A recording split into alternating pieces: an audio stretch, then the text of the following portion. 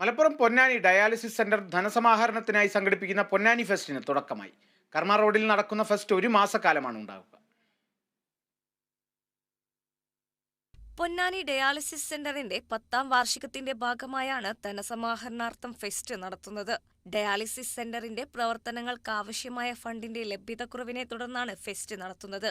4,25,000 രൂപയ്ക്ക് ടെൻഡർ ലഭിച്ച JK amusement ആണ് ഫെസ്റ്റ് നടത്തുന്നത്. ഇത്തവണ ഓണമെത്തുന്നത് പൊന്നാനി നഗരസഭ സംഘടിപ്പിക്കുന്ന നമ്മുടെ ഡയാലിസിസ് സെന്ററിന്റെ ധനശേഖരണാർത്ഥം നമ്മൾ പ്രത്യേകമായിട്ട് സംഘടിപ്പിക്കുന്ന വണ്ടർ വേൾഡ് ഓണം ഫെസ്റ്റ് നമ്മുടെ നിളയോര പാതയിലുള്ള ചിൽഡ്രൻസ് പാർക്ക് മൈതാനിയിൽ വെച്ച് നടക്കുകയാണ്.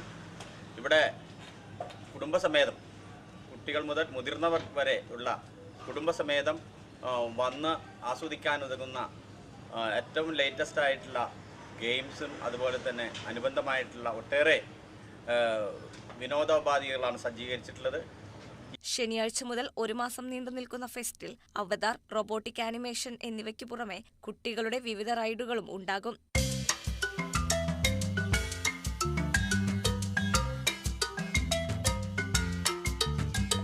നിലവിൽ 2 ഷിഫ്റ്റുകളായി 71 രോഗികൾക്കാണ് പൊന്നാനി ഡയാലിസിസ് സെന്ററിന്റെ സേവനം ലഭ്യമാക്കുന്നത്.